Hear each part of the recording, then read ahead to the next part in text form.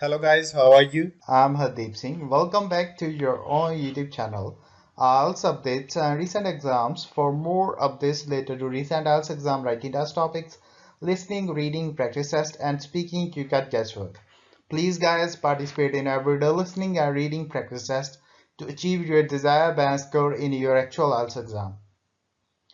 Please hit the like and subscribe button. Press the bell icon for the upcoming notifications. Don't forget like, subscribe and share my YouTube channel and my Facebook page, IELTS updates and recent exams. Now turn to part 1. You will hear a conversation between a man who wants to make an insurance claim and a woman who works for an insurance company. First, you have some time to look at questions 1 to 4.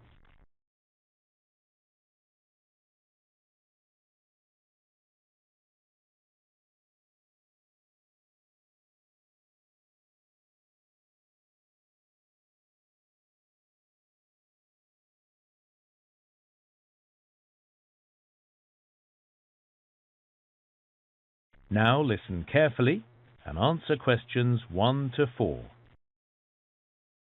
Good morning, Star Insurance. How can I help? Oh, good morning. I'm calling to make an insurance claim. It's for damage to my house. All right. I'm just going to get a few details down first. What's your name, please? It's Greg Williams. Okay, thank you. And what's your policy reference, please? Is that the long number with the letters in the middle? That's right. It's 05443 CHI 771. Okay. Right, yes. I've got your details on the computer now. So, can I confirm your address? According to our records, you live at 102 Market Street in Northbridge. Is that right? That's correct. All right, good. And the last thing I need to check, what's the best phone number to get you on? Is it the number you're calling on now? No, I'm calling from work. Let me give you my mobile phone number. It's 018 669 925. Thanks. So, can you give me a description of the damage? When did the incident occur? Sunday, the 17th of June. I see. And what was the cause of the incident? How did the damage happen? Right. No one was home at the time, which was fortunate, I suppose. There was a big storm, and I guess it blew down one of the trees at the back of our garden, and it smashed through the window in our daughter's bedroom. Yes, a good thing you were all out. So, have you got the window fixed? Not yet. Before you hear the rest of the conversation, you have some time to look at questions 5 to 10.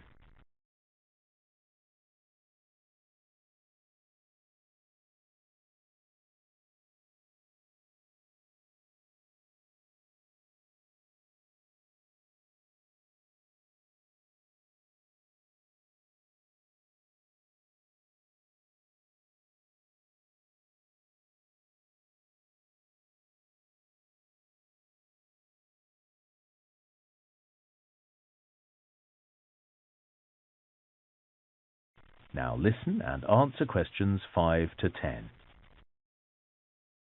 All right. And so, apart from the window, what are you claiming for? Okay, like I said, it was my young daughter's room. Anyway, right below the window is her desk.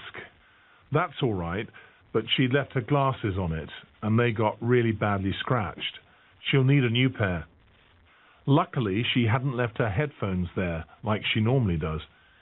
Is there anything else? Yes, because the window was broken, the rain got in. And what's really annoying is that, when was it? Just last month, we'd gone shopping and bought a carpet.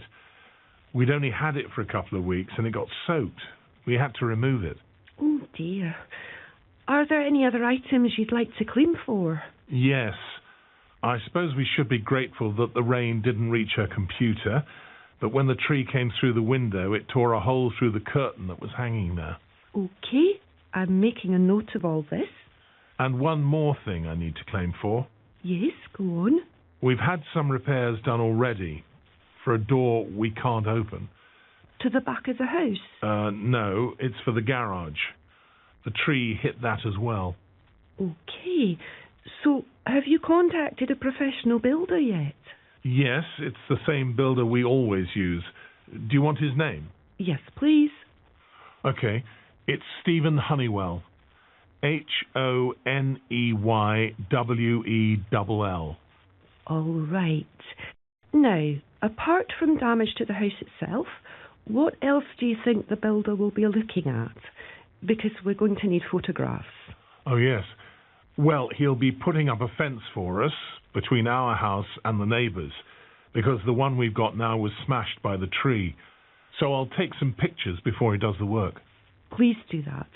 And then you can send them in with your claim. That is the end of part 1. You now have 1 minute to check your answers to part 1.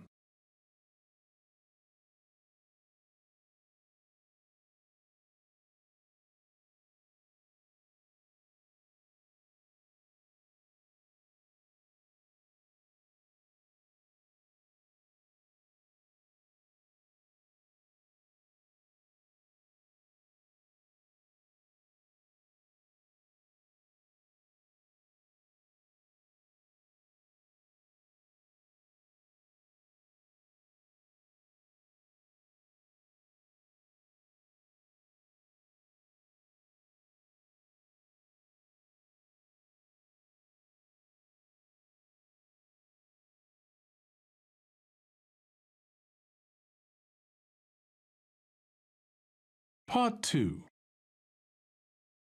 You will hear a woman who helps run a program called Young Explorer talking to participants. First, you have some time to look at questions 11 to 14.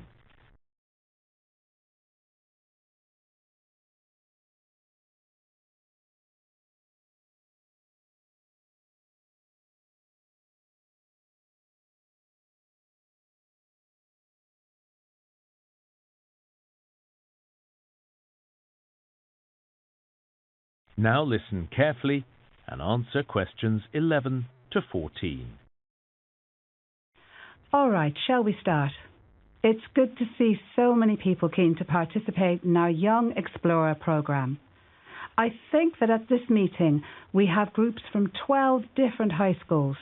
I can promise you that while it's challenging, it's also going to be a lot of fun. The Young Explorer programme offers some unique opportunities to participants.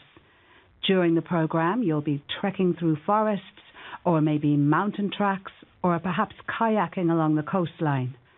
It can be a tough few days, but this part of the programme really gives your group an occasion to work as a team. Some kind words and encouragement can go a long way, whether it's convincing someone they can walk the last 5 miles or helping them fit everything back inside their backpack. No one's in charge. It's all about cooperation, and please don't see it as a race. There are going to be moments when there is disagreement about which way to go or where to camp for the night, but here's the chance to listen properly to the opinions of others and reach a decision that's best for everyone. It's an opportunity not many other programs provide.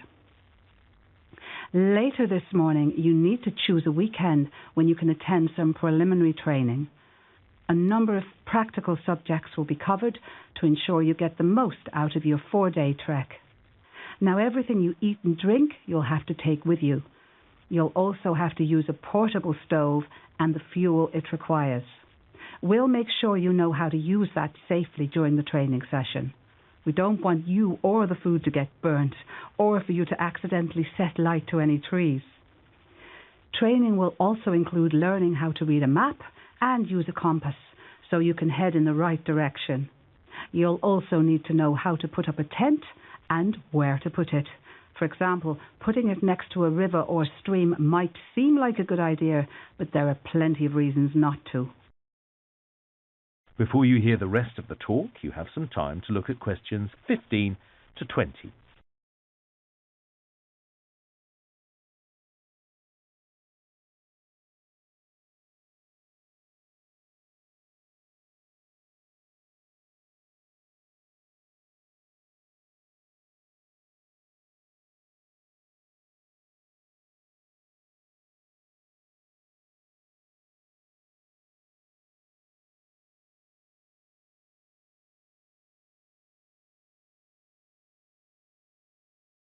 Now listen and answer questions 15 to 20. Okay, there are 6 tracks on your list and your group can decide which track it wants to take. Each of them are about the same distance, but very different in other respects. The first one, North Face, that's one of my favourite tracks. It takes you high up into the mountains and the view is stunning. But we've just heard that some maintenance work is taking place, unfortunately, and so people aren't allowed to use it at the moment. But the other tracks are very interesting too. You've got Blue River, which I'd thoroughly recommend, but you need to keep an eye out when you're walking that track. It's easy to slip on the rocks when you're crossing the river, and you do have to cross it several times. Then there's Pioneer Track, which takes you through some native forest.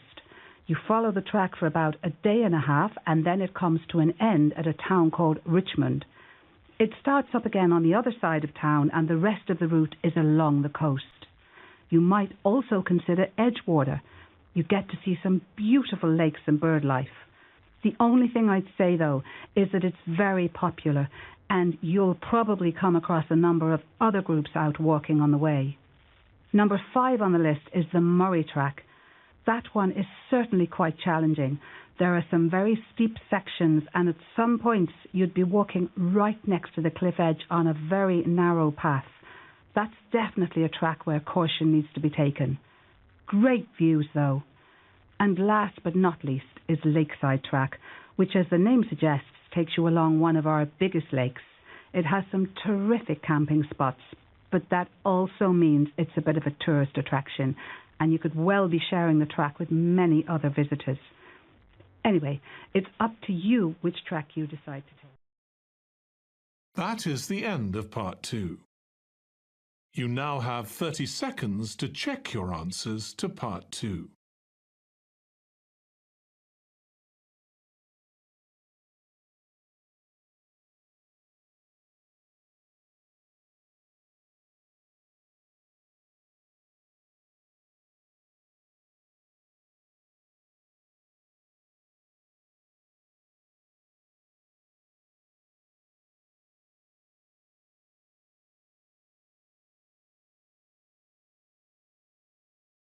Part 3. You will hear a university tutor talking to 2 social science students about a project they are doing on the impact of technology on people's working lives. First, you have some time to look at questions 21 to 26.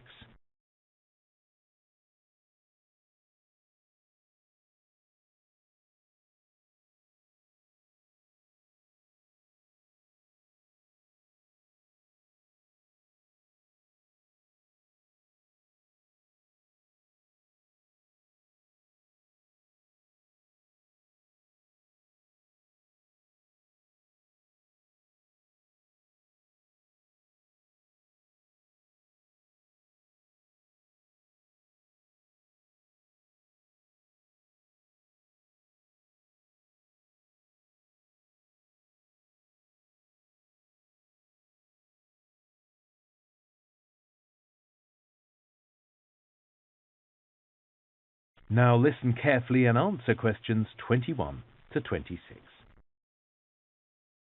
Okay, Kiara and Finn, can you tell me how your project is going?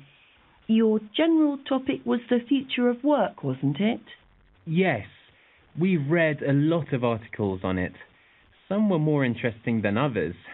There were a couple of writers that just made some strong statements without really backing them up. The problem is, it's such a big topic. Some of the articles were aimed at graduates, and some of them were targeting people who've been in work for years. We should have narrowed down our topic before we started searching. But anyway, the focus was always the changing nature of jobs, how it's all happening so quickly. Exactly. Every single article said we can forget the way things used to happen. Like you started out as an apprentice and then you stayed in the same company for years. That's over. I see that you've highlighted job title in your notes. Why is that? I think for some people a job title used to define them. It was their identity. They worked their way up from the bottom, and eventually, one day, they became manager or head of department. And even in their social circle, outside of work, they wanted other people to know how long they'd been in a job. And now? It looks like we're moving away from the term job title. So, instead, a lot of businesses are hiring people to work on a project done or lead a team. But the contracts are temporary. Finn, do you think that's a big issue for young people? Having to move on once a project's finished? Not necessarily. It can be interesting to work in different places. People aren't always looking for a job that pays really well. It's more about gaining experience and creating a network. So money's not important? Well, I haven't started work myself, but according to all the articles I read, it's more about the different rates of pay. If you have a good salary, you probably have enough to enjoy life. But if you're only earning the minimum wage, how do you get by? That's my biggest worry. I looked at that Richard Greaves survey on work-life balance. Oh, good. Only 48% of people believe that their work-life balance will improve. Is that a statistic that surprises you? It's hard to say. I wonder what the survey actually asked. Was it just, will your work-life balance improve? Or did the interviewers break that down? I mean, did they actually ask the people who took part, do you enjoy spending more time at work than home? Good point. See if you can find out more. Finn, what else have you been researching? Learning new skills. The general view is that employers are just going to want their workers to constantly upskill, and apparently employers will expect them to attend courses at weekends or after work, not as part of the working day. I don't think that's a bad thing, as long as the company pays for it. And think about it. If you were smart, you'd study things that would help you if you had to change companies. I hadn't thought about that. Yes, good thinking. What about mobile technology? How might employees be affected now that phones and tablets make it possible to stay connected to work at all times? It's great. You can use mobile technology, your device, to work where you like, on the way to class or the office. The media often focuses on the negatives, but as far as I'm concerned, having a tablet I can carry with me means I can manage my studies and my family commitments more easily. I actually think that in the future, mobile technology will reduce employees' stress. Before you hear the rest of the talk, you have some time to look at questions 27 to 30.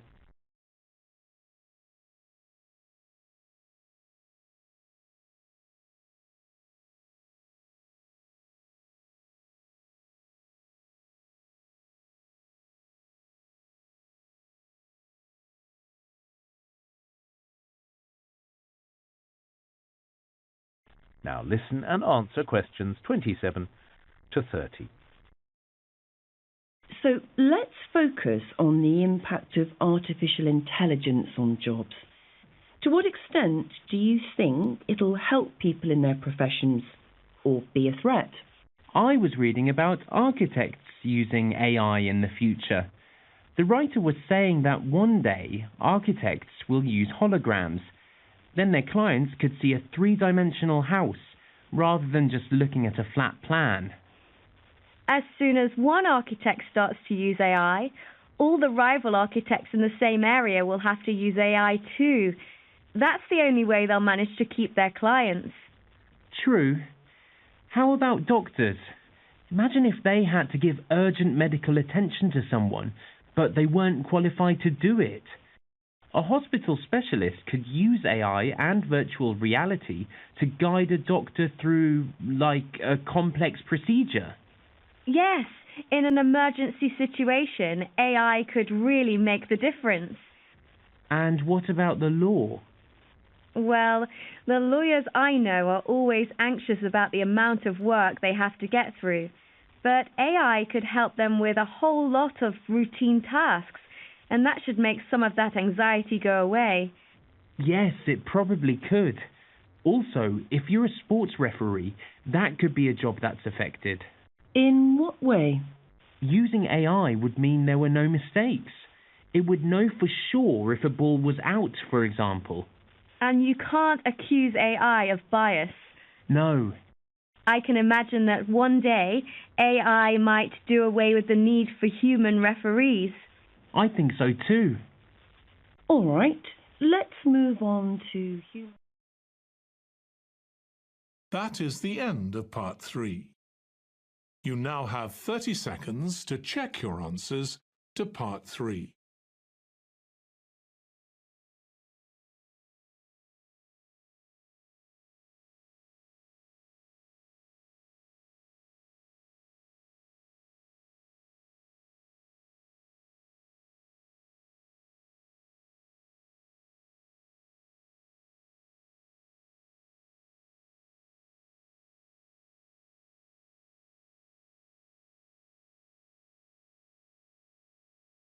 Part 4. You will hear a lecturer giving a presentation about the Klondike Gold Rush. First, you have some time to look at questions 31 to 40.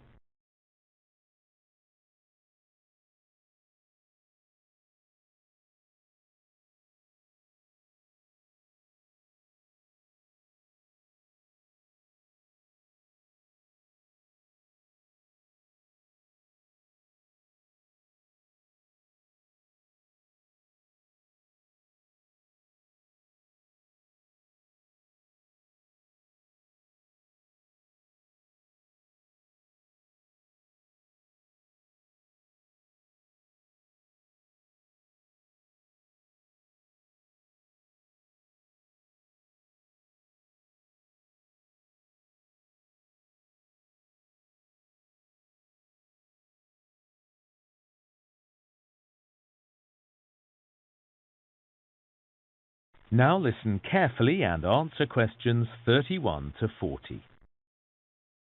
Today, I'm going to talk about an incredible event in the history of Canada, the Klondike Gold Rush.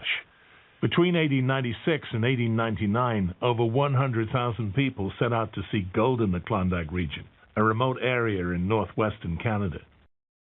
Only 4,000 people were actually successful. Let's start by considering the journey people had to take in order to reach the Klondike River and start looking for gold.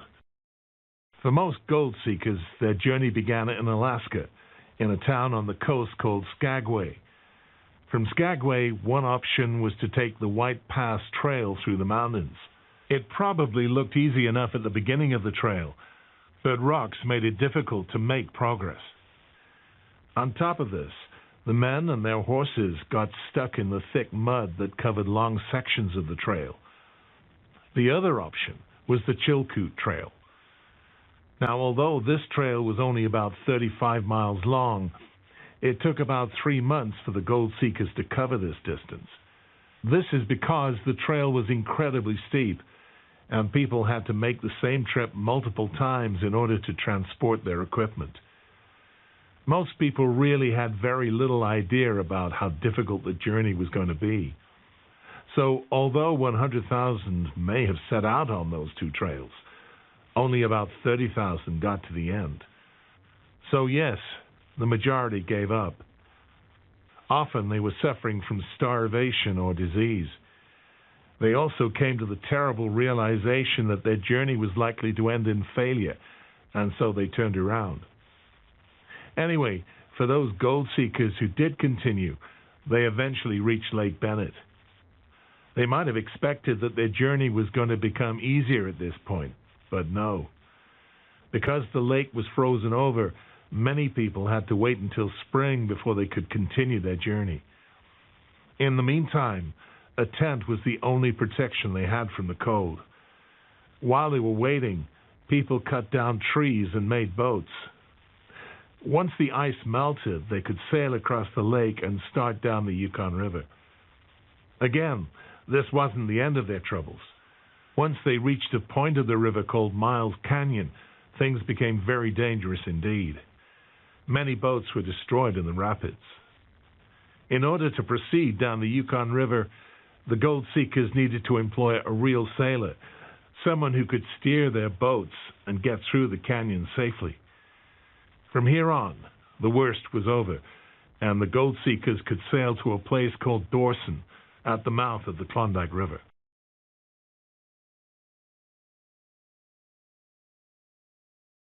So earlier on, I mentioned that gold seekers needed to make multiple trips up and down the two trails. This is because they had to transport an enormous amount of equipment. This equipment was set out on a very long list. It was actually the police who gave gold seekers the list, since they knew how unprepared many people were for the journey. People were obliged to take enough supplies to last them a year, so the list included clothing like boots and warm winter coats. There was also the food the gold seekers required. Perhaps items like tea weren't too hard to carry, but 400 pounds of flour would have been very heavy indeed. The gold seekers had to take a lot of tools as well, everything they needed for digging, for building, and so on. Things like rope were essential and could be packed away without too much difficulty. But imagine having to carry 2 or 3 buckets with you. All these things were compulsory. So, some people became very successful because of the gold rush, and not because they'd actually found gold themselves. Those who were business-minded saw many opportunities. They sold the supplies that the gold seekers needed. They established hotels and so on. And then there were people like Jack London. London was one of the gold seekers that actually survived the terrible journey, but he didn't find much gold. Still, he was inspired to write. Through his vivid description, his readers could share the feeling of adventure, even from the comfort of their armchair. Finally, it wasn't just men that tried to seek their fame and fortune. Many women also headed up the trails. Among them were Annie Hall Strong and Emma Kelly. In the U.S. and in other parts of Canada, ordinary citizens were keen to read about life in the Klondike. Working for different newspapers, Hall and Kelly often described their first-hand experience of danger and hardship. Another thing that needs to be discussed. That is the end of part 4. You would now have 10 minutes to transfer your answers to the answer sheet. So guys, don't forget like, subscribe and share my YouTube channel and my Facebook page. IELTS updates and recent exams. For more updates related to recent IELTS exam writing as topics, listening, reading, practice test and speaking, you got guesswork. Please guys, participate in everyday new IELTS listening and reading practice tests to achieve your desired band score in your actual IELTS exam. For more IELTS material, visit my official website www.ieltsupdatesandrecentexams.com. The link is given below in the description. If you need PDF files of latest IELTS material, then please join my Telegram channel. So guys, please write your score below the comment section. Again, thanks for listening. God bless you all guys. Stay tuned, stay safe.